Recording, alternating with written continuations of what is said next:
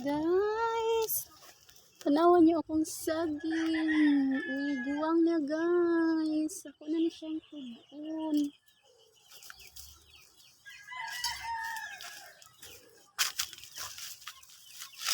Taos akong saging guys. Para guys, ay ako na ni siyang putlon. Taas kay kog. Sundang guys ako putlon.